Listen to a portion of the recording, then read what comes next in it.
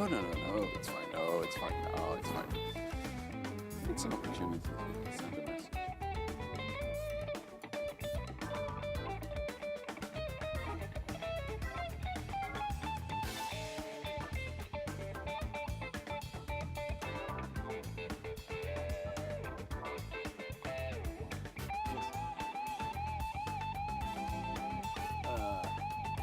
Yeah.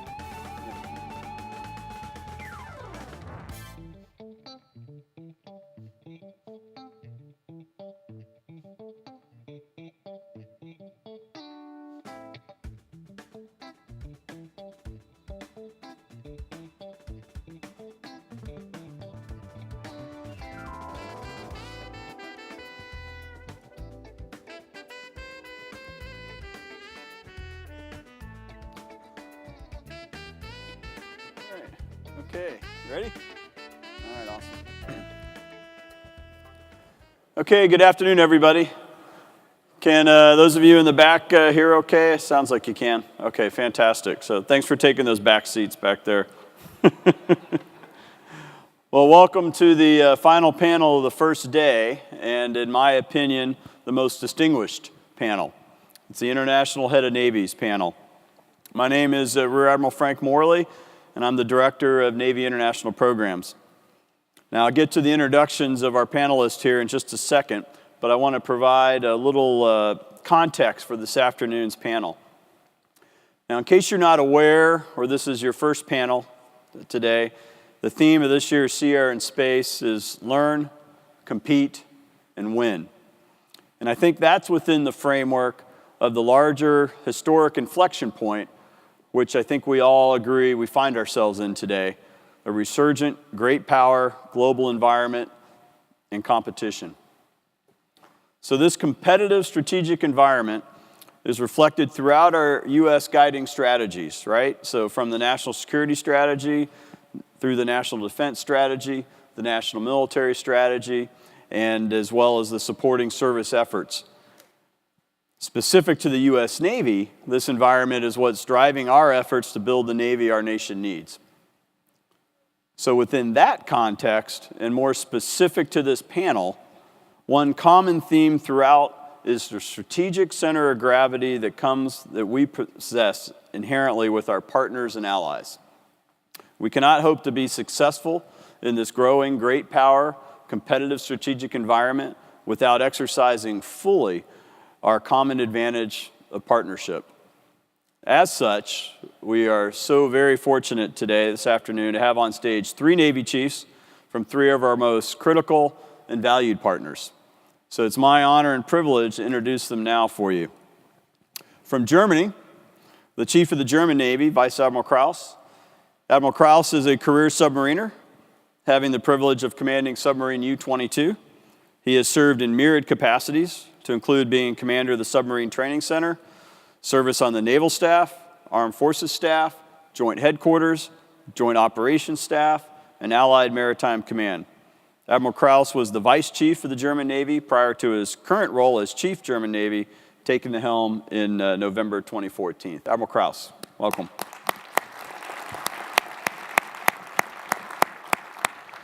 From Spain, the Chief of the Spanish Armada, Admiral Calderon. Admiral Calderon is a career ship driver, commanding at all levels. This includes, during his seagoing days, command of a patrol boat, of a minesweeper squadron, of a frigate, as commander of the 41st Escort Squadron. As would be expected of someone rising the Navy Chief, Admiral Calderon has had a wide-ranging set of staff tours to include Naval Operations Command, the Spanish Naval Staff, Joint Operations Command, and allied staffs to include being integrated into the U.S. command staff of South Atlantic Force, U.S. Atlantic Fleet, and commander of Standing NATO Maritime Group 2. He was appointed to his current position as Chief of the Spanish Navy in March 27th. Admiral Calderon, welcome.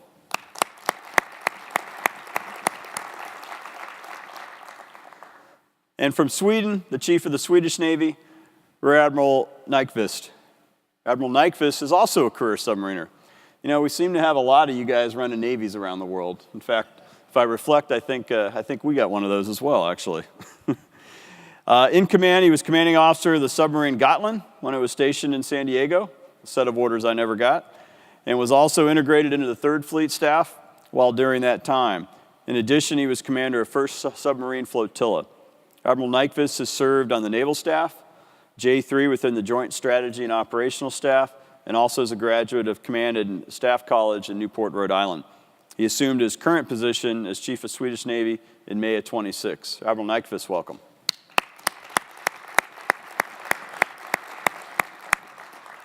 So, as the most junior and the least distinguished by far on stage, my job now is to modestly moderate the panel and audience interaction, maximizing our opportunity to hear from these critical partners, their objectives, their challenges, their opportunities as seen from their perspective. We'll now hear from each of them and then begin our Q&A opportunity with the time remaining. So now please start thinking of your questions now, and whoever breaks the ice with the first question will get a highly valued Navy International Programs coin from me, okay? So don't let that opportunity go by, so please. So with that, I will shut up, and Admiral Kraus, please, sir. Thank you. Thank you very much.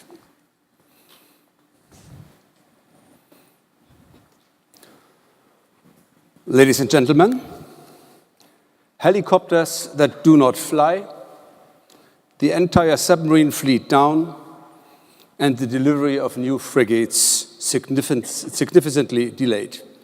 Although these reports about the German Navy in the recent past are factually correct, they are at the same time suited to create a misleading impression, as they were only accurate for a very short, limited time. Thus, I will start with a more comprehensive view on the state of the German Navy today. The week before Easter, we had 19 ships deployed at sea, which corresponds to a bit more than a third of the German fleet, including a submarine and one of the new frigates, due to be commissioned later this year. Approximately 1,800 men and women were conducting trials, training, exercises, as well as serving in various maritime operations. Don't get me wrong.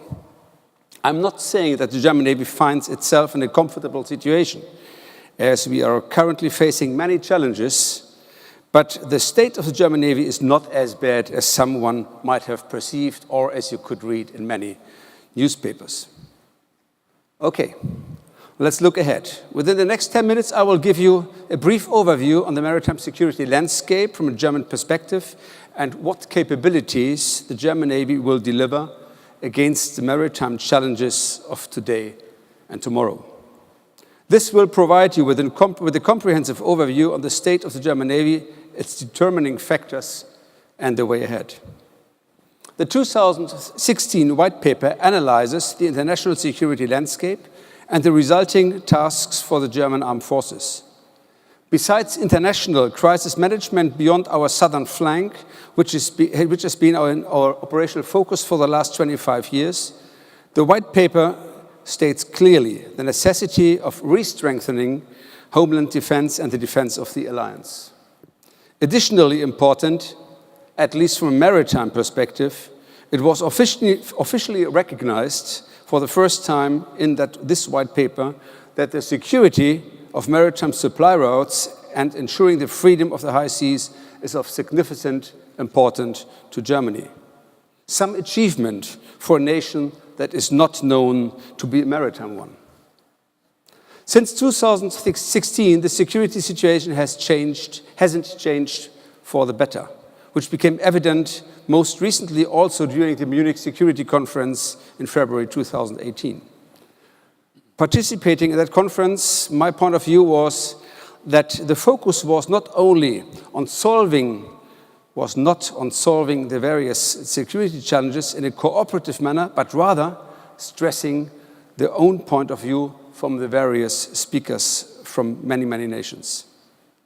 China continues securing and expanding its strategic security interest not only in the South China Sea, and Russia has yet not returned to a cooperative relationship with its Western neighbors, the EU and NATO.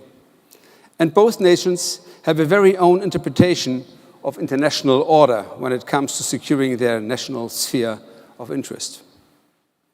The turmoil earlier this year in Iran reassembled many of the Arabic Spring, and the hostilities in Yemen and Syria still endure. Iraq and Afghanistan are continue to suffer from their internal conflicts, and the challenges along the coastline of North Africa and in Central Africa will keep us busy for a long time. And I haven't yet touched on the meaning of maritime global commons, like natural resources and their inherent potential of developing a route for conflict. In the past years, Germany's security environment has become even more complex, volatile and dynamic, and is therefore increasingly unpredictable, states the white paper aptly. This does not only apply to the current maritime operations, which rather range on the lower end of the intensity spectrum. China and Russia, and we heard it this morning, are beefing up their armed forces in a manner we haven't witnessed in the recent past, improving their military capabilities year by year in a very rapid speed. Especially Russia has increased its maritime presence along NATO's northern flank through air, surface, and subsurface assets. As Europe is, at least from a geostrategic point of view, a peninsula, safe and secure lines of communication through the Atlantic Ocean, the North Sea, and the Baltic Sea are of strategic importance. Hence, we have to refocus on homeland defense and the defense of the alliance. And this goes especially for the wet end of our security, as I still feel some lasting sea blindness in the public opinion. Maybe caused by already more than 15 years of NATO's land-heavy operations in Afghanistan and on the Balkans, as an example.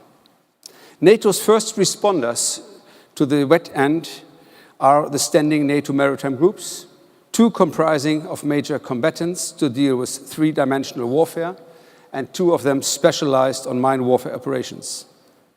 Germany has been supporting this unique capability for decades by contributing forces above its weight.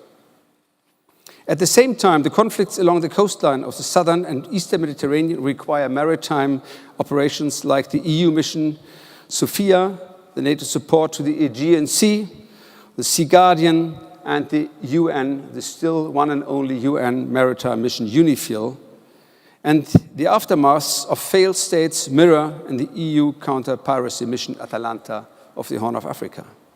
To all these operations, the German Navy has been contributing assets on an enduring basis for more than 10 years continuously. And last but not least, the German Navy will deploy an anti-air warfare frigate together with the Harry S. Truman Carrier Strike Group due to sail from Norfolk on Wednesday this week. I will stop here, addressing the maritime security landscape, and touch on how the German Navy will answer to the responding capability requirements, potentially ranging from constabulary-like tasks to three-dimensional warfare. Thus, the guideline of our capability development focuses on high-end capabilities in order to enable us covering the entire range of potential tasks with the flexibility and sustainability needed. Germany will add at least one surface or subsurface combatant to the fleet per year until 2030. The next units hitting the fleet are the Class 125 frigates, designed to operate abroad for up to 2 years. New technological and logistical concepts, along with pre-scheduled crew swaps, account for a new kind of frigate with unprecedented operational capabilities. Once these 4 frigates have been delivered, the second batch of 5 K130 corvettes will reinforce the current order of battle, bringing the total of these very capable littoral surface warriors up to 10 units. Further down the procurement road, we will introduce 6 multi-role combat ships to the German fleet. These major combatants will be designed to contribute to all major warfare areas in a high-intensity scenario. We will replace our maritime helicopters, starting with a total of 18 MH-90 Sea Lion helicopters starting with the first 2 arriving in the German fleet next year, followed by the replacement of the shipborne anti-submarine warfare helicopter with a total of 28 helicopters, which has to be finished by the mid-20s. And I haven't yet touched on the delivery of 2 submarines in very close cooperation with Norway. Our Dutch-German cooperation in the amphibious domain, including the common provision of the NATO Amphibious Task Group in 2020. The seamless integration of foreign boarding teams in our units, the provision of command platforms for NATO partners, the BMD upgrade of our AAW frigates, a major overhaul of our maritime patrol aircraft, and the replacement of our MCM units foreseen to start mid-next decade. Additionally, Germany will improve NATO's maritime C2 capabilities through the establishment of a multinational Baltic Maritime Component Command, aiming for an initial operational capability by 2019. This headquarters will, once achieved full operational capability, be added to NATO's long-term rotation plan as a 2-star maritime headquarters.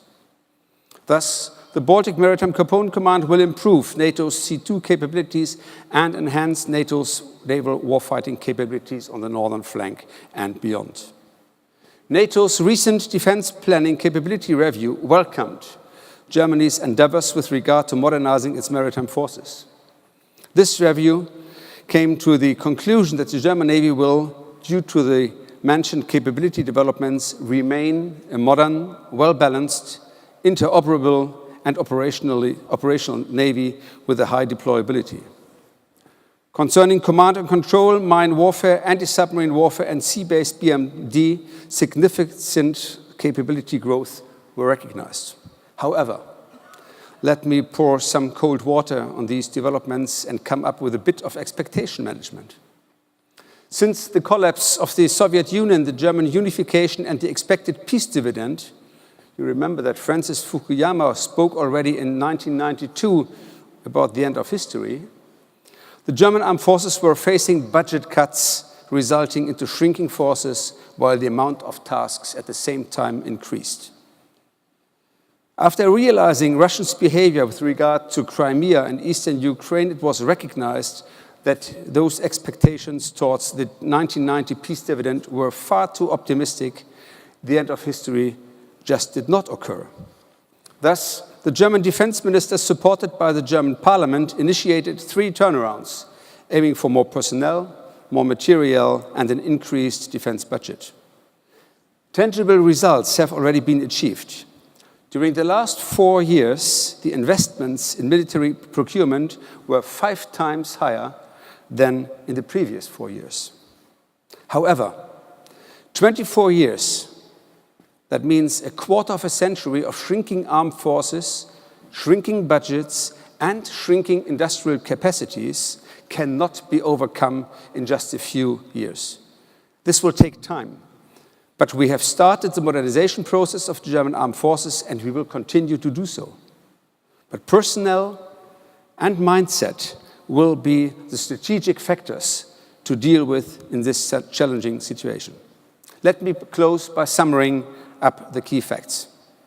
German Navy acknowledges its regional responsibility for the Baltic Sea while maintaining its strong commitment to missions and operations in the framework of NATO, the EU, and the UN in the Mediterranean.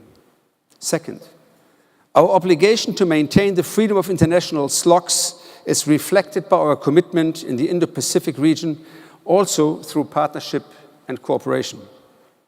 Third, the German Navy has been contributing to NATO's standing naval forces above its weight and will foster its commitment to the Amphibious Task Group 2020 and the establishment of the Baltic Maritime Component Command. Fourth, the German Navy is leaning on operational cooperation both in a supporting and supported role. And finally, and most important, after years of shrinking, the German Navy will grow in numbers and capabilities in order to persevere against highly capable opponents and continue to contribute to international crisis and management operations, and will remain a reliable partner. Thank you very much.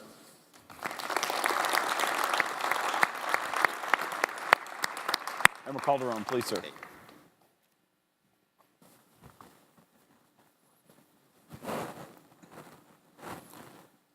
Good afternoon, ladies and gentlemen. First of all, I would like to apologize in advance because you realize I have caught a cold and I am a little bit hoarse. But anyway, I hope to manage to finish my remarks before losing my voice. Okay, first of all, let me express my deepest gratitude for the opportunity offered to present in this forum the current state of the Spanish Navy, how we have reached this point, and what the future looks like. It is undoubtedly, for me, a pleasure to be here. Thank you. Well, I consider the Spanish Navy is currently a balanced and flexible Navy. The flexibility provided by the configuration of today's Spanish Navy, designed, built, and maintained by my predecessors, allows for a wide range of response options against all different threats in the changing maritime scenarios. The Spanish Navy boasts a small but balanced naval force with regards to capabilities, and we will continue to be so if we keep up the momentum at the spearhead of available technology. The aim is to get the necessary combat superiority, replacing quantity for efficient quality. So, in order to warrant superiority in any engagement, the survival of the naval force and the accomplishment of the assigned tasks, the Spanish Navy is developing new capabilities like the new submarines and frigates with multi-mission potential. We will reinforce the anti-submarine warfare capability of our force, complement the anti-air warfare capability of our current F-100 frigates, and continue to contribute to the integrated air and missile defense. Additionally, the new technological developments, the adequate digitalization, management, and analysis of the big data will permit to enhance our efficiency. In this respect, a new redefinition of the role of our crews has to be addressed with pragmatism. Let me also highlight that our naval force is basically expeditionary by nature and is organized and arranged accordingly. This permits power projection in faraway theaters with minimum notice, while remaining self-sufficient in relation to logistic support for extended periods of time. Like any naval force, it is characterized by its high availability and readiness, strategic mobility, versatility, interoperability, and logistic self-sufficiency. Jointness. Jointness is another main characteristic of the Spanish Navy. When so determined, the naval force can be the initial core of a joint force. It has the necessary command and control elements, logistic support, sensors, and weapons, which pave the way for the joint action, especially during the deployment at third stage of a given operation, whenever the threat assure is significant. In terms of interoperability, the Spanish Navy units are fully interoperable not only with National Army and Air Force element, but with friendly and allied naval units from NATO and the European Union.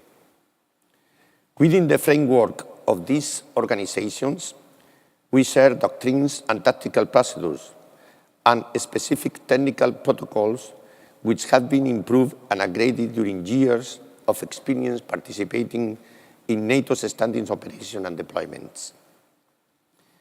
It is of particular importance the level of interoperability accomplished with friendly navies as the US Navy, thanks to the bilateral cooperative deployment which our F-100 frigates have been conducting since the year 2005 when the Álvaro de Bazán frigate integrated into the US Theodore Roosevelt Carrier Strike Group. The next year is planned to integrate another F-100 frigate, Mendez Núñez, in the Abraham Lincoln Carrier Strike Group. Additionally, Spain's commitment with international security also sees bilateral and multilateral initiatives under the flag of NATO, EU, and United Nations. In relation to our shipbuilding, currently, all Spanish Navy ships are built in Spain. I would like to remark that our shipbuilding model has evolved since the 70s. In those years, designs were procured abroad and the ships were built in our shipyards. But nowadays, the design and the construction are carried out in Spain in cooperation with international technological partners. In this respect, the commissioning of the first F-100 frigate in the year 2000 and the subsequent operation of the LHD in 2008 became significant milestone for our naval shipbuilding industry, which today is a reference for many countries in the world. Talking about operation, we must take into account that Spain's security is conditioned by its particular geostrategic position. The European, African, Mediterranean, and Atlantic position of our nation determines the importance of these regions for our security, stability, and well-being of our citizens. But beyond the geostrategic environment, the events taking place away from our borders and areas of interest have also a significant impact on our security. So, Spanish Navy ships permanently operate in the Atlantic and Mediterranean areas, but besides this NATO's area of responsibility, we operate in the Gulf of Guinea and the Horn of Africa. And occasionally, the Spanish Navy also deploys ships in South America, Asia Pacific, and Antarctic, as they are areas of special interest to us as well. Moving on to personnel, I must say that, of course, the main cornerstone of the present and future of the Spanish Navy is, above all, its personnel. Our workforce, both military and civilian, is the keel that supports the whole structure of the Navy. Without them, neither the techniques nor the material assets will permit to fulfill our mission, no matter how advanced those assets may be. Our success will unquestionably depend on how we manage our human capital with their values, commitment, and professionalism. We have always paid special attention to the constant training of our men and women in order to improve their skills and have the best leaders at all levels. Bearing in mind that Spanish Navy has been forged in our long history and is, in this sense, the performance of our personnel is based on a series of principles which have been proven over the centuries: honesty, loyalty, discipline, responsibility, courage, team, and combat spirit. Looking at the future, the Spanish Navy's objectives are centered in the following aspects. Firstly, we intend to incorporate reliable technologies into the force and the logistics support structure. The new technologies of the so-called Fourth Industrial Revolution, or Industry 4.0, permit to digitalize the logistic processes, improve maintenance periods, foresee possible breakdowns, and intervene before they actually take place, resulting in a maintenance system based on reliability. Spanish Navy requirements for the future surface ships and submarines of the 21st century demand the development of intelligent ships capable of profiting from the state-of-the-art technologies. the shipbuilding of new naval units, the S-80 submarines and the F-110 frigate, will mean a huge step forward from the technological point of view, with very accurate sensors and weapon systems, with greater range and new propulsion systems for better efficiency. In parallel, the logistic support of the Spanish Navy must adapt itself to the principles of technological design based on the concept 4.0, shipyards. Shipyards are therefore already integrating into this new technological environment. This adaptation is forcing a review of the logistic structure of the Spanish Navy, so that all logistic processes will have to meet the requirements of the operational life cycles of the different ships. Data provided will serve to create an enhanced database to help exploit the logistic functions of the operational life of the ship. Secondly, we will continue with the evolution of the naval shipbuilding based on the national industry, along with our international technological partners. The results of the current model with an indigenous industry and the cooperation with our international technological partners, Navantia and Lockheed Martin, for example, has permitted not only the shipbuilding of excellent units like the F-100 frigate, but also industrial benefits, improving the technology of our shipyards, widening the export market, and enhancing the industrial opportunities in international projects, ensuring more and better competitiveness.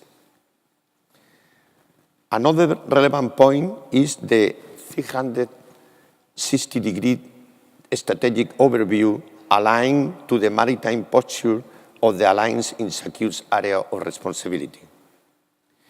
The security challenges in the Eastern flank are basically originated by a great state power as Russia and are consequently more conventional and predictable, where the risks and challenges in the southern flank come from non-state actors operating in a context of fragile and failed states with asymmetric and less predictable threats.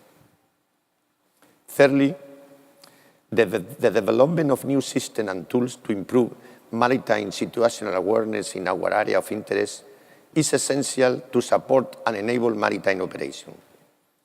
In this regard, our Maritime Security Operation and Surveillance Center was established a decade ago.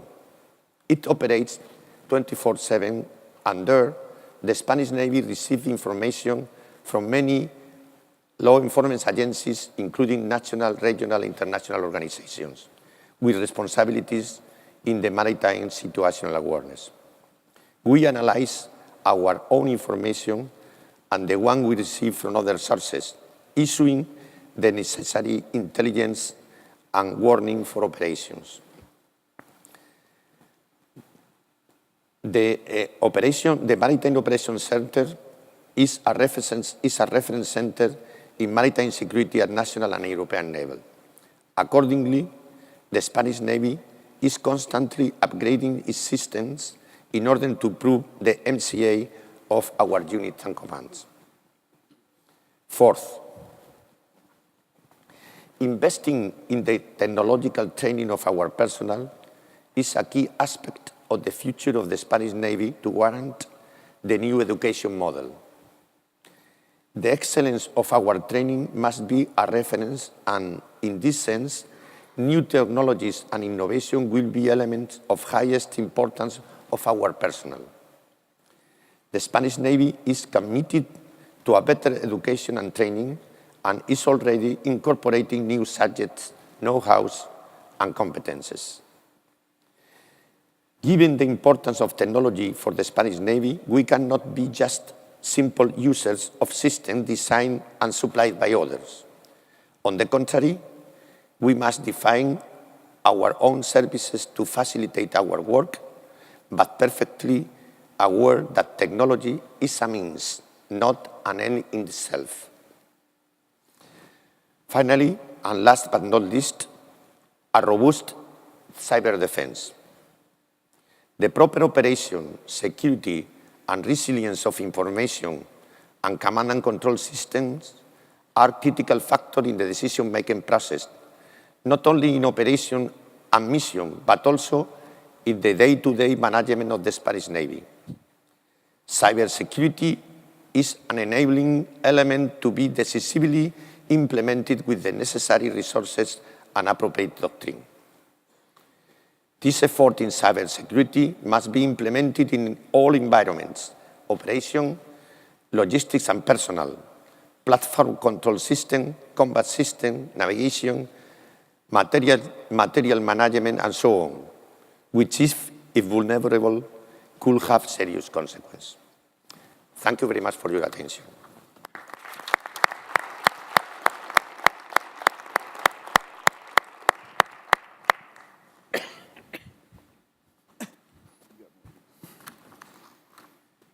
Yes, admirals, generals, ladies and gentlemen, pleasure being here, I must say, this distinguished panel. Thank you very much for that. I will give you a regional overview of the Baltic and some operational spectrum, and then something about the current and the future plans for the Swedish Navy that is ongoing. But if we first start with the sea and the importance of the sea, because well, Sweden is not an island, but I see Sweden as an island because we are really the vital part of it is the sea lanes of communications, because 90% of the trade for Sweden runs by the sea and the ships. And in fact, from Swedish perspectives, 89,000 ship calls to Swedish harbors just during 2017. So it's quite a lot of sea traffic ongoing in the Baltic. And 170 million tons of goods were delivered. And of course, the globalization, national, it's important for Sweden, but I would say the sea lines of communications are vital for all of us to be able to trade and to supply our families, etc.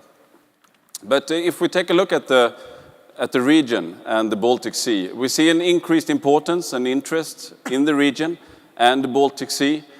We see, well, the border from the west and east are meeting once again, I would say, in the Baltic area. And it's a quite interesting, so to say, region. It's a lot of numbers of players in there. It's a small area. I will come back to that a little bit later. And of course, it's an intense sea traffic. In fact, the sea traffic is if we take a look at the number of ship movements, it's approximately 2,500 ship movements every given minute in the Baltic Sea. And increase of the military activities, we can just take an example from September last year when we had a very good exercise in the Northern Coast exercise. We had ships from 16 different nations operating inside the Baltic in that exercise. It was a total number of approximately 55 warships.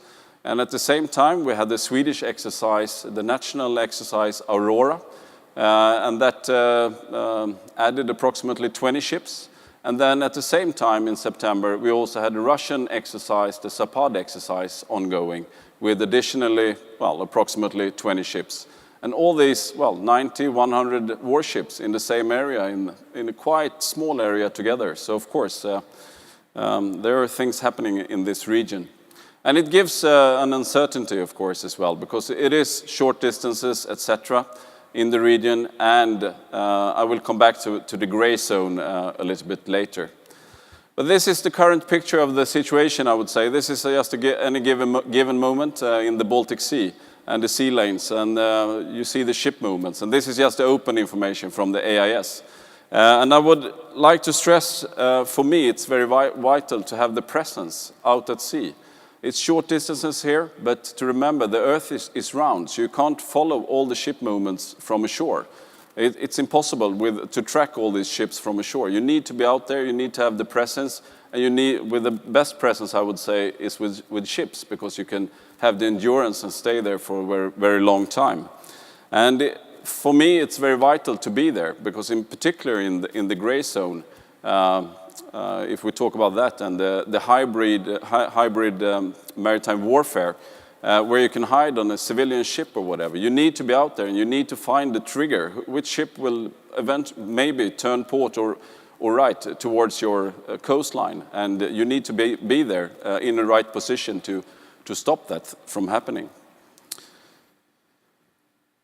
But the environment in the Baltic Sea, it is unique and it is very complex. It's very shallow, it's short distances, limited space, shallow waters. You can be affected from the shoreline, from the air, below the surface, and of course from ships on the surface as well. But I would like to stress that, well, some people think sometimes that, well, it's a narrow, small ocean that you can just have equipment ashore to control the situation out at sea. And I say that's a mistake, because you need to have the ships to be out and be present all the time, because also in a time of increased threat level, I'm pretty sure that you will have the sea lines of communication that still will run through the Baltic Sea, because everybody needs to have that running. Finland, the Baltic states, Sweden, etc. And of course, it's a broad spectrum of threats, as mentioned. And don't forget the 3D, I call it the 3D emitter spectrum as well, because, well, you have all the signals in the area, and if you work in this region, you need to know who's the enemy, who's the friend, etc. And it's quite a lot of signals in a very small area at the same time that you need to sort out and have the capability and the professional crews to do that. And of course, it's the presence of non-military actors as well. It's a lot of pleasure boats, etc. in this region. So there are some things that you need to be aware of operating in this small ocean. If we take a look at the naval operational spectrum, I would say we normally operate, well, 80% maybe with the navies in the gray zone, or from everything from the normal situation with surveillance and territorial integrity, all the way up to the full-scale attack, but and the high-end warfare that we always practice for. But, well, we are the ones that will find the trigger. We need to be out there also during the gray zone. So I would say the vital part for my Navy is really in the gray zone to find this trigger and be ready to act. And also, of course, have the right equipment. So I might be able to stop someone and build the threshold before something happens as well. But some reflections from my side. Sweden will not be unaffected, we will be involved. I'm pretty sure if something happens in our region, we will definitely be involved in that situation. And the lifeline of transportation needs to work, and it's vital for all Baltic nations, and as mentioned. And I'm pretty sure that this lifeline will continue very high up towards the high-end warfare and the necessity for the ships to arrive at the ports. And of course, will we know if it will be war before it starts? That's why we need to be out there and find this trigger and see what will happen and follow the situation. We really need to work together to find the best picture, the maritime picture of all these ships, and keep track on them. And not to forget, events far away will have impact also in the Baltic Sea region, of course. Events that happen somewhere else around the world will have effect in our sea lines of communications as well. And well, we are not operating only inside the Baltic. We are participating in Operation Atalanta at the Horn of Africa, etc. So, but the main focus today is the Baltic region, so to say, for the Swedish Navy. Cooperation, some words about that, because I want to mention in particular, of course, the Finnish-Swedish naval cooperation. We have reached very far, and it's a very, very good cooperation between Sweden and Finland in this way, and we are exchanging data daily, and we are doing more and more daily activities together. And we reached the IOC here in December with the Swedish, with the task group. And we're aiming for the FOC in 2023, but that's, and how far that will go, that's up to the political level. But it's a very, very good cooperation, and it has lasted for a very long time as well. So that's very positive. And of course, there are other cooperations inside the Baltic where we share information in SUKBAS, for instance, where we share data with each other regarding the ship movements. If we take a look at the current situation and some words about the future, well, I would say for me it's the mobility, flexibility, stealth, and cooperation that are the vital parts. With the stealth, well, mobility, of course, to be able to move fast and have the flexibility of the ships and the equipment you have. Stealth, definitely, and I come back to that a little bit later. And of course, cooperation. Some ongoing developments in the Swedish Armed Forces, or in the Navy, I would say. The submarine, the A26, we are building 2 of them, and you can see the first frames being built at the Kockums shipyard. And that's very positive, that feels very good. It's considered a national strategic interest from the political level, so it's a big emphasis on the underwater domain. We are also doing a midlife upgrade on the Gotland-class submarines, so that it will be, I would say, brand new submarines when they will come back from the shipyard. And what we are doing is that we're using, well, we're buying the equipment for the Gotland. It will be, well, the same equipment almost on the A26. So we do an evolutionary path towards the next class of submarine as well. We're doing a midlife upgrade on 2 corvettes, older corvettes, and regarding the Marine Battalion, we do we build new combat boats with the track fire on board, for instance, and we also upgrade the combat boat system. So with the midlife upgrade, we are building a new SIGINT ship that is being built at the moment, and we have ordered a new anti-submarine warfare torpedo as well from Saab, and the missile, the RBS-15 as well for the Mark III Plus, and that's very positive for me because that will mean that I will have the weapons necessary for this environment and for the future to come. And something regarding the future then. The future capability to work within the whole spectrum of naval conflict. It is vital for me to be able to continue to work with the whole, well, from sea surveillance up to the high-end warfare. And the high-end warfare is the thing that we're always aiming for and train for. And it's vital to have the ability to work within the gray zone, of course. That's where we're doing most of the job. And to know what's in the area and what's in it will increase even more in the future, because we see an increase in sea traffic. We see an increase of the importance of having an understanding of the environment, the whole maritime environment, not only about at the surface, also above the surface, beneath the surface, etc. So the whole aspect of it. And I would say cooperation, that's a necessity. That's something we really, I think we are good at it, but we can improve even more in the region for that part. Some priorities, of course, maintain and develop personnel. That's vital. Without the personnel, well, I can have all the equipment I want, but I need to have the personnel. Maintain and develop existing systems. We are doing upgrades on the Visby-class corvettes. We're doing midlife here in the beginning of 2020s for those, for examples. And what I also want to include in those are the air defense missiles.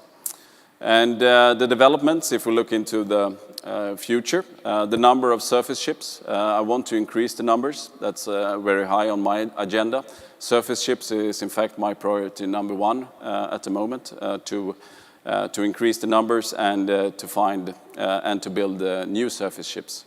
And what I would want to do is that I will continue on the Visby-class corvette and do an evolutionary way in the same way as we are handling the submarine systems.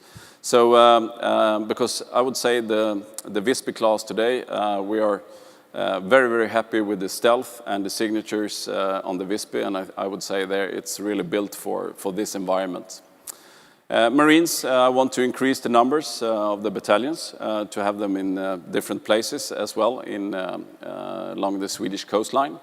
And of course with autonomous and remote systems that comes with it. Countermeasures, of course, well, it's not complete. A system is not complete without the countermeasures as well. And the interoperability, to be able to work with all of you guys. I think we have done that for quite a while. I think we are pretty good at it, and but it's something that, well, it's a constant evolution on that part as well regarding interoperability. And we are in fact installing the link systems right now in our ships as well. I think I stop there and then prepare for the questions. Thank you very much.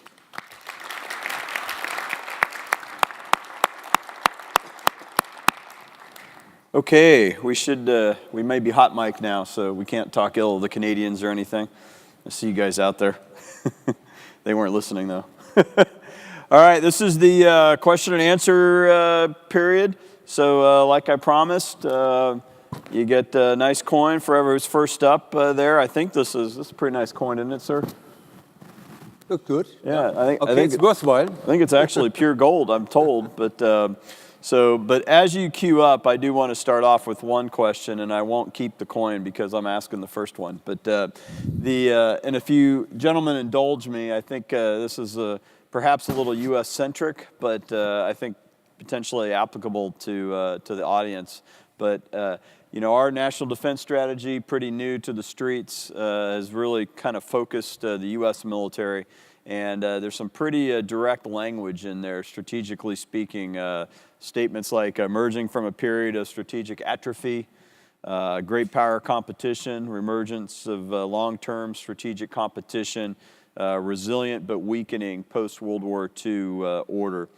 So I'm curious, how are these strategic observations viewed in your nation and in your navies, if you would? And sir, shall I start? Yeah. As I tried to figure out during my remarks in the beginning, we were very optimistic when we saw unification of Germany in 89, 90, and the demise of the Warsaw Pact. We thought that is now the everlasting peace surrounded by friends. And many of the ongoing operations then were land-centric. They were in Iraq, they were in Afghanistan, they were in the Balkans. And on the maritime side, it was more or less the southern crisis arch, I would like to call it, where we were active with navies. And then 2014, and that came, I think for many of us, it came like a surprise, the annexation of Crimea and the invasion of parts of eastern Ukraine, which led to which gave us a really urgent wake-up call that we might have been far too optimistic. And therefore, I think we have now to choose the way of correcting this mistake. I would call it a mistake that we have had. And on the other hand, not closing any doors. So grow in capabilities and capacities and numbers, build on cooperation as we have been doing for a long time, and at the same time trying to keep a dialogue open as much as possible, because if we stop talking to each other, I think that would be a catastrophe. Because misunderstanding comes from not talking to each other, so we have to talk to each other, but at the same time be prepared for a kind of balance of power on the different levels. Thank you. Calderon? Okay. Well, I think that we have a similar perception. Our perception is the same one that we have heard in the scope of NATO, and it's a matter of fact that the new approach of Russia, as I mentioned in my remarks, but it's not Russia, China. We are, for the first time in history, seeing not permanent deployment, but very frequent deployment of China Navy in the Mediterranean. For us, is absolutely a change of paradigm of a nation of China that was very continental in mentality, but now is clearly trying to exert its influence in the world through the seas. It's not a question of the deployment so far away from China, that is the Mediterranean Sea, but is the number of bases, forward bases, that is building in the key point of the maritime straits, for example, close to the Bab el-Mandeb on Maldives and other places. So this is a matter of fact. That is the reason because we consider that we had to take very seriously into consideration the deterrence. In fact, as I tried to explain, my Navy is trying to keeping the number of the size of the Navy because we are unable to increase the number of ships, but at least to improve the quality. And for that, to give only an example, we are trying to recover our expertise of the past, for example, in anti-submarine warfare. That is, the new frigate F-110 will be an important ship in this area of the war, the maritime war. So it's something that we need to combine with other threats that they are there. We have been working, talking about that, for example, hybrid, that make us to design the new ships with a modularity bigger than in the past. But of course, in the area where you are talking about the new US strategy, it's a matter of fact that the situation is there, and we need to demonstrate not only that we are improving our capacity, but the will that is important in deterrence, the will to use the force just in case. Thank you. Thank you. Yes, I would say that, as I mentioned, that we see an increase importance, I would say, of the Baltic region, if I return to that area. And it is an increase of numbers of ships, exercises, etc., that we see. And the security situation has really changed. And as well as Andreas said, that also for the Swedish Navy, because we have changed, well, from international operations back home, because, we don't have really the numbers of ships as well. So it's right now we're emphasizing on our region, so to say, with that.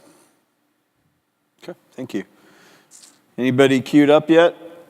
Let's see. Oh, there we go. All right. I'm going to sign this coin for you, too, while you ask your question. If you don't mind, when you ask, if you could, just identify yourself and then if it's for any in particular or the group. Thank you. Yes, sir. Thank you. Good afternoon, Admirals, and thank you for attending and for your great comments on your navies. I joined the Navy in 1979, and I spent many days out at sea operating with the navies, all of those navies. And so I know that we have great cooperation. We operate well operationally, and we know a lot about each other. But now I'm a defense contractor, and now I wonder how we might be able to help you more. I know you know the big defense contractors, General Dynamics, Lockheed, those types of things. But a lot of innovation happens in the smaller businesses, the smaller defense contractors in the United States. And we don't know how we might be able to bring some of that innovation to you, to help your Navy, to help you to solve some of the problems that you might be encountering that we're fixing right here in America. So if you could, help me to understand, or help the defense contractors out here to understand how we might be able to help you more, how we might be able to collaborate more with the defense contractors or in your organization to help you to maintain and modernize your fleet. Thank you. Anybody want to take a swing? Would you like to start? Four-star first. Well, as you know, I think that my Navy is based basically in the US Navy because of the agreement more than 70 years ago with the US. We started with old-fashioned American ships, and the evolution of our shipbuilding has become to the level that I explained a minute ago. So for us, the relationship between the American industry and the U.S. Navy is so strong that I think that we are used to cooperate and to deal with your companies, and especially through the U.S. Navy. But in order to give you an answer, perhaps to reduce bureaucracy should be a very good point for us, beside the prices of the element, no? But sometimes what we find is delays of time because of the question of administrative issues or bureaucracy is the only point that. But I think that the situation and the cooperation in that point for us is good enough. Thank you. Thank you. I think we have a very good cooperation. With regard to the German Navy, I think many of our weapon systems, of our missiles, are from here. So the RAM is a very successful cooperation. It took quite a while to get it operational, but now each and every surface ship has got the RAM system installed, and it's a very capable thing. The same applies to SM2, NSM, all that stuff. It's already there. I would like to answer more on a higher level. I think what is very important in the dialogue between armed forces and industry is honesty. I think we must be very careful when we talk to each other, not to promise things without naming the price tag. And the price tag is not only money. It is risk, it is reliability, it is time, and it's capability on that. And therefore, I think if we listened this morning about the processes, and when I recall last year's Sierra Space, CNO was also complaining about speed, and I think that is what keeps us awake, all of us, during the night. That we could be faster in developing new capabilities in order to keep pace with our possible adversaries, or at least those who concern us. So what we really have to be honest with is when we talk about capability requirements and possible answers, that we are cutting off at a certain time and say, okay, from here it becomes risky. Yeah, and I think that is important. So we need a new kind of strategic dialogue, cooperation between navies and defense industry. Well, not much to add to that. I agree, Andreas. And trust, I think cooperation is very good. It can always be better, but the cooperation is very good. And I think it's finding the ways through the administration and through the right parties for it. And I think we can really assist each other in that part. I would just add, from an execution side, from what I see, it's real important that between say my office and the company and the program office, that we're talking and communicating a clear message to our partners on that, and we can learn from each other. We all have different meetings and can understand where some of the concerns might be about pricing, about how heavy of a logistics tail, performance, et cetera.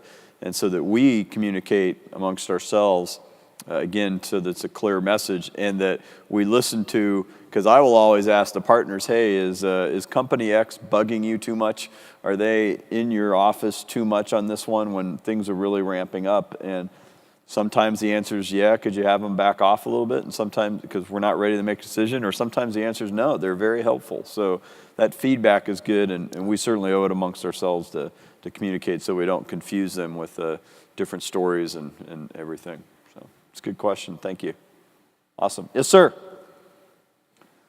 My name is Dave Crocker. I'm with Frontier Technology. I want to as well thank all of you for participating today, and thank you for service to your respective nations and to the world at whole for the peace that you bring. One of the admirals mentioned this, and it's one of my major concerns. We sometimes seem to be retrofitting capability you know, we're always trying to catch up. We're trying to bring capability into new platforms of other navies and other platforms. But if we want to get ahead of our potential adversaries, how are we going to utilize existing standards like the STANEGs and other interoperability requirements? What assessment tools are you using, readiness tools, modeling tools, so that you as service chiefs and service leads in your respective navies can come together and acquire more capability, smarter and quicker, that will infuse that interoperability that we so badly need? Because I don't see that kind of advanced planning, that advanced modeling, that advanced ConOps modeling being done. So again, the next step of capability then will have to be retrofitted instead of doing advanced planning. So I'd love to hear what your thoughts are on how we can better acquire and plan smarter so that we can get the capability to the respective navies and the services quicker. Who wants to take this one? I'll try. I do not know whether I can answer your question, but it has to do with processes. And we talked about it this morning during the breakfast. And, complex things may need longer times. I'll give you an example from a German perspective. Do you still remember, of course you do remember, when the first iPhone came on the market? It was 10 years ago. At that time, we had already discussed for 2 years on the F-125 frigate. So, and when we then have this complex and comprehensive ship with all its capabilities discussing at the same time, that might give us some challenges with regard to innovation, with regard to modern, with regard to what is the capability requirement. Because 10 years ago, we were looking on things. So what I request from industry is to be more flexible also in how to make it happen faster. And that is industry at the same time as the armed forces as well. So we are too, and we heard it this morning, we are too much process dependent. Processes give a lot of certainty, also the certainty to avoid mistakes in complex things. It's important, but we must be more risky or risk-taking with regard to speeding up some processes, especially in things who have a way shorter innovation cycle than the steel of ships. Anything else? Sir? Yeah, sure. I can just add regarding times, because I think we really need to cut the times before, we order something and then when it is delivered and operational. And that's not only industry, that's also internal, I would say, in our processes and regarding within the government as well, to have the right approvals, etc., and the fundings, not at least. And we need to, building a ship today, it takes 10 years or something, and before it's operational, and that's way too long time, I would say. Yeah. Again, from my seat in trying to serve them, it's always easier said than done, right? So put the developmental hat on, we talk open architecture standards, and a lot of people are really trying to work that into the designs of things, but it's difficult. Link 16 is a great example where we kind of all jumped on that bandwagon. We probably arrived there somewhat by accident, and then, we got a kind of enough people on board. We said, okay, yeah, this is going to be the standard, and then we went after. So we got to look for those opportunities.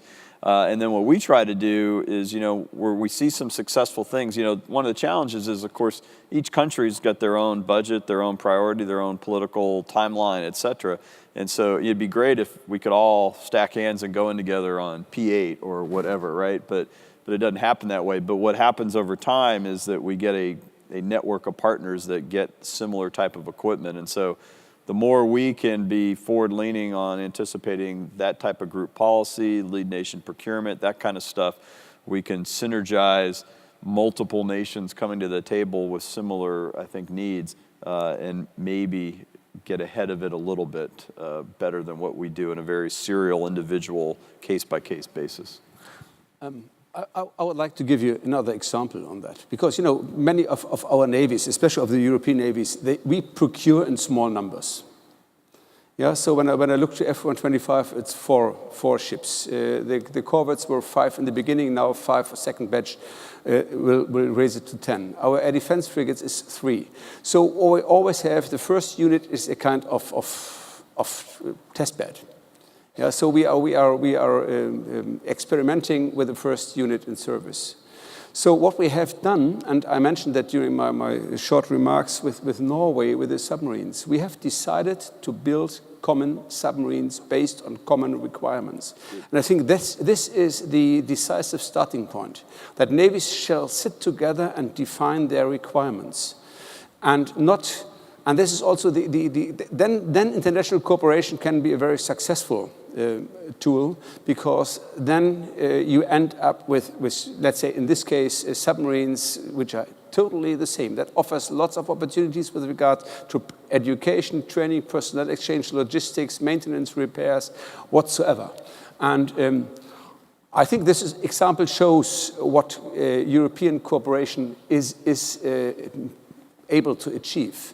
And especially with regard to submarines, which is known to be not the optimum basis for international deep cooperation. So you can do that. But from what many international programs suffered is that they are having the same name, but in the end there are 15, 16, 20 different versions. And that makes it complicated, with regard to spare parts, with regard to industry performance, with regard to usability, with regard to interoperability, or whatever.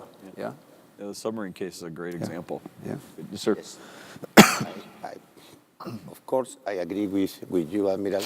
But in this cooperation we are mentioning, there is another point of view that is necessary to take into account, because when we are talking about the small industries and not big countries from industrial point of view, one of the requirement of the government is to preserve your own industry.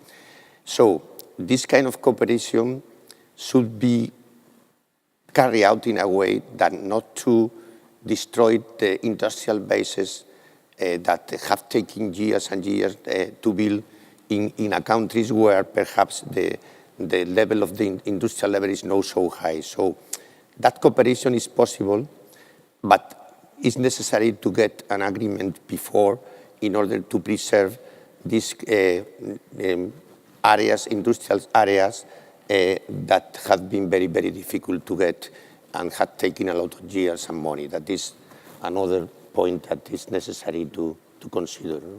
Good, sir. Yes, sir. Good afternoon, gentlemen. I work for a company called Kinetic. I'm based here in the US, and one of the things that we specialize in, and to some extent excel in, is comprehensive test and evaluation. And I wondered what the panel's opinion on cooperative and comprehensive test and evaluation, what does that bring, and does that help you with your life cycle issues as your fleets are deployed and age and have to come in for retrofit? Well, that's an interesting question, and hard to answer without knowing exactly what you offer. But I think what is very important is to know exactly what is your challenge. So not yours, but ours. When we experienced during maintenance periods very often that we did not exactly know the status of the respective unit. So that leads to a kind of pre-planned maintenance period, let's say of 3, 4, or 5 months.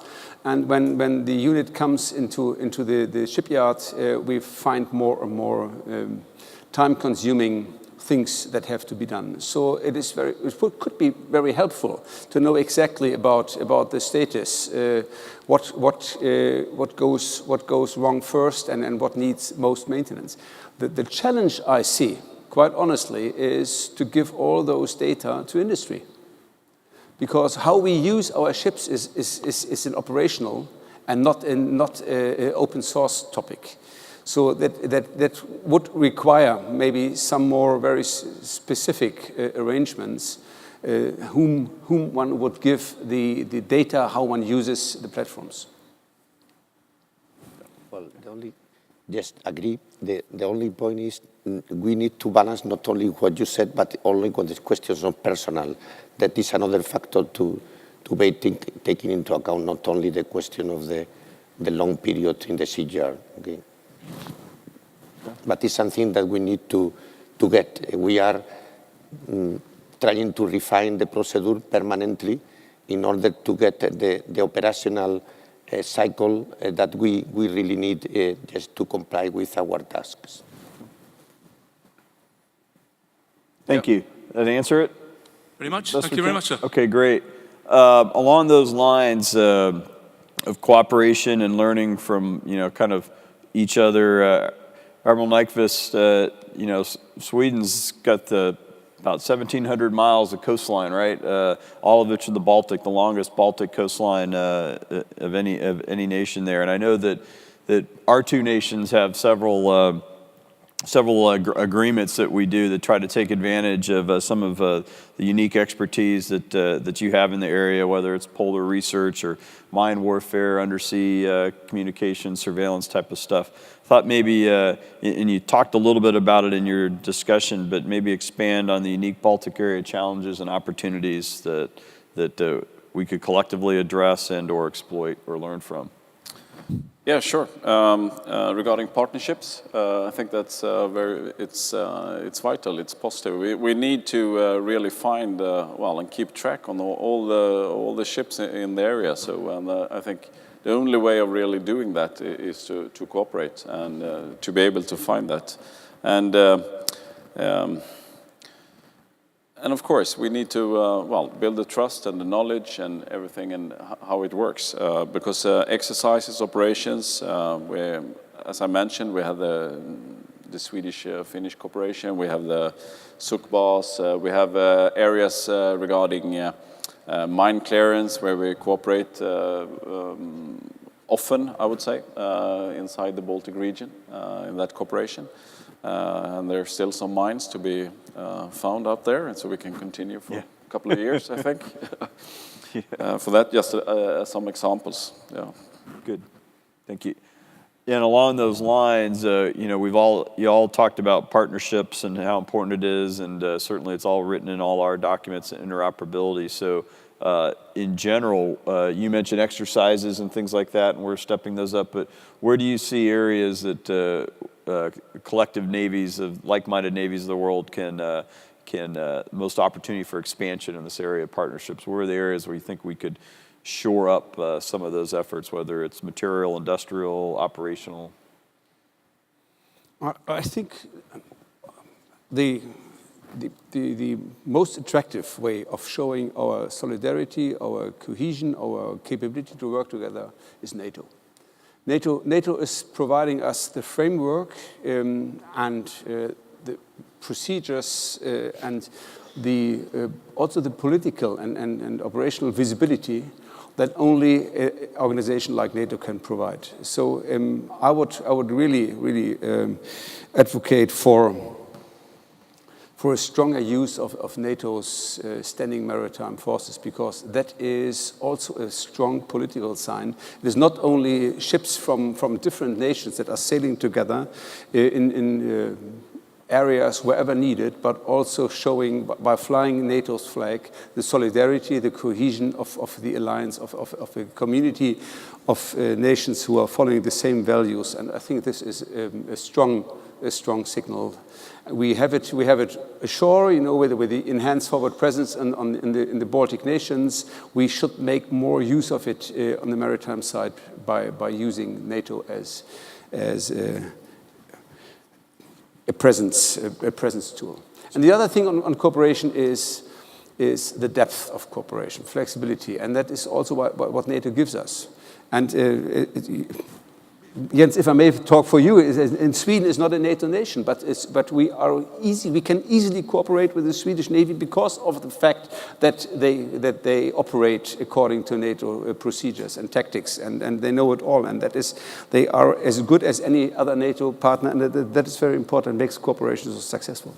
And the other thing is, I mentioned it, deep cooperation, for example, what we are doing with the boarding teams when we leave our own national boarding team at home and embark a foreign navy and sometimes even special forces or military police boarding team who do the job instead of the German boarding team, deeply integrated into a German ship. That creates common sense, that creates trust and common understanding, and helps to really work together. Yeah? Good.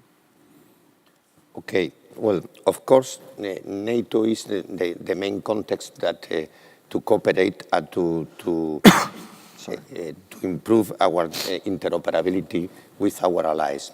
But I think that you are considering another kind of a cooperation. Of course, at least in my country, from several years ago, we are increasing our cooperation with countries North and West Africa, because the stability of those countries is absolutely paramount for the stability, or in my country, not instability, for the influence of that instability can have in my own country due to our geographic position. So we started cooperating what is the cooperative security mission or operation, especially with Tunisia, Algeria, Morocco, well, with Morocco from many years ago, but also with countries like Cabo Verde, Senegal, Mauritania, Ghana, and so on. But this kind of cooperation is not only to provide them with procedure and tactics and techniques. With these countries, it's absolutely necessary not only training, but only equip, and after the training and equip, to monitor what they are proceeding from that moment. An example is we have generated a small naval warfare special forces for Cabo Verde. We provide them a small headquarters, the assets that they had to use, and now we continue training with them after the generation of this force. It's an example in a way that not to provide those countries with the capacity to protect themselves, to protect the territorial waters, and to avoid the number of criminality activities that there are in this part of Africa coast. This is one of the model of cooperation that we are working years ago. Yeah. I would say to start the cooperation, I think using the Navy as the political tool to start cooperations, where you can start operating in international waters, no footprint, and then you go towards the coastline to build trust and the relationships. I think that's a very good way. And we try to cooperate with all navies entering the Baltic, for instance, and do exercises, and that's very easy today, I would say, in that way of, well, you have the international waters and then you do an exercise of some kind. Of course, you might need some planning ahead, but normally that's not even necessary today, because you have the standard today that it's quite easy to cooperate. Does Admiral Calderon, you mentioned the challenge of human trafficking and migration in your area. You're somewhat unique, I guess, here on stage with really right in the middle of the human migration trafficking side. How big of a pool is that on your Navy right now, and driving op tempo and the like? Well, to deal with the illegal immigration is the responsibility, especially of the national police.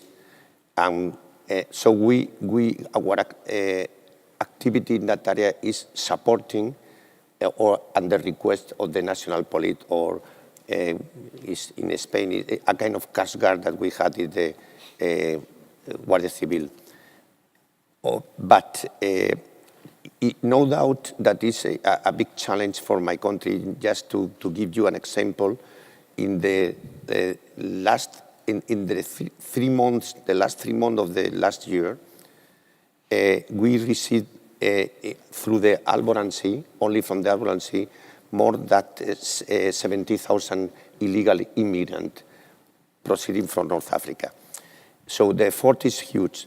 What we are doing is we participate in supporting all these civilian agencies to control the illegal immigration in both areas. Of course, to provide information to the national police just to deal with the illegal traffickers of human beings, but also cooperating with the Spanish Maritime Search and Rescue Agency when the number of immigrants at sea is so high that they are unable to control the situation because there are half rough sea and a lot of them at sea. So this is the two ways that we cooperate, but it's not our responsibility, direct responsibility of our Navy. Okay, thank you. Yeah, that's a big challenge you're facing in your neck of woods now. Admiral Krauss, you mentioned in your discussion that over the next 20 years or so, the German Navy will replace, modernize, or upgrade pretty much your entire order of battle, I think is the plan there. So could you share how you're prioritizing that transformation and perhaps maybe what industrial challenges or constraints you may face over the coming 2 decades in doing that? Even during the shrinking times of the fleet, we tried to keep a balanced fleet in the German Navy. Way smaller in numbers, but still comprising of the full range of capabilities. Subsurface, surface, mine countermeasure, big surface units, anti-submarine warfare, submarines, all that. And we will do it in the same way. What we are prioritizing on is people. I think people is the most strategic, important resource that we have to be very careful with. And I think that is relatively unique, that with the new F-125 frigate starting, we procure 4 ships which will have 8 crews. None of the crews is connected to any of the hulls. So why are we doing this? One is that we can keep those ships up to 2 years in the operations area, and that is what they are designed for. We have reduced the manning, so it will be, just to give you a number, it's a frigate of about 7,500 tons with a crew of 125. So half the number of a classical frigate, double the size, so it's factor 4. So that is a technological challenge with regard to automation and sustainability. And most importantly, it will give us the opportunity to plan the absence for the people more reliable than we have been able to do in the past.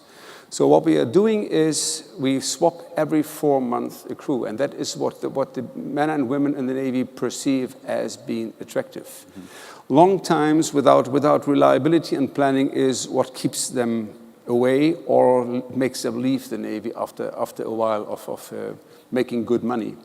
So that is where we concentrate on bigger ships with a multiple crew concept. The biggest challenge on that is really adjusting the mindset in the appropriate way, because what must not happen at any time is that they develop a kind of rental car mentality.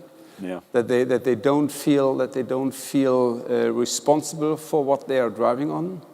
We have been doing this now for 11 years. So all the young soldiers, or that used to be young soldiers 11 years ago, they are used to the principle of multiple crew concept, and they start feeling the advantages.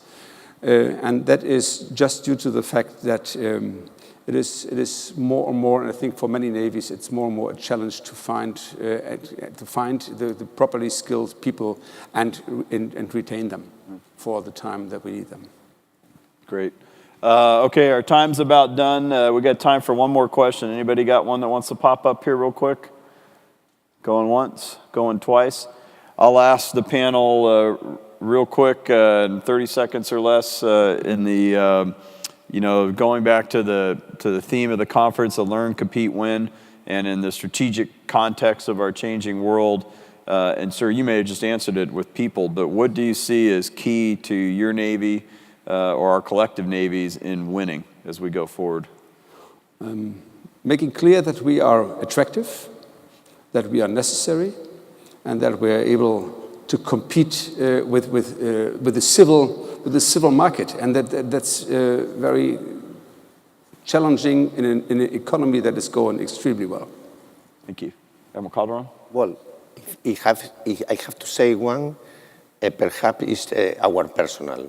To improve constantly the education level of our personnel, for me, is the key point to become winning. Because I consider that what in 20 years, what our midshipmen are studying today will be nothing to do what they will have to develop in 20 years. That means that the education, the background of the education should be very strong in order to provide them with the tools to evolve with the situation in our world that is moving very, very fast.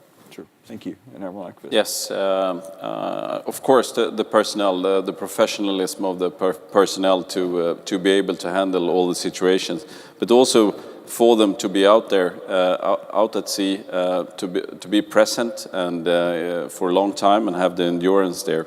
So we really can build a threshold. So we hamper the situation, and maybe adversary will think twice before really acting.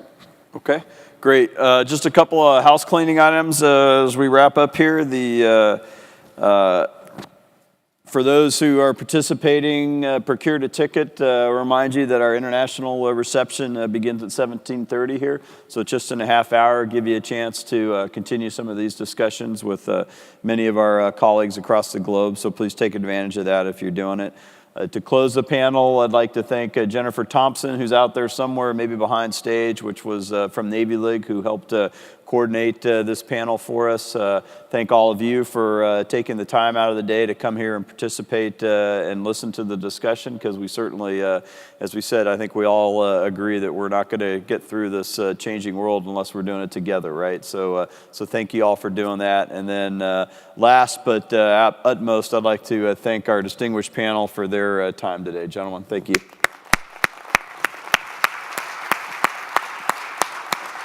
Pleasure, sir. Thank you very much. Yeah, that was awesome. Thank you, sir. Very good.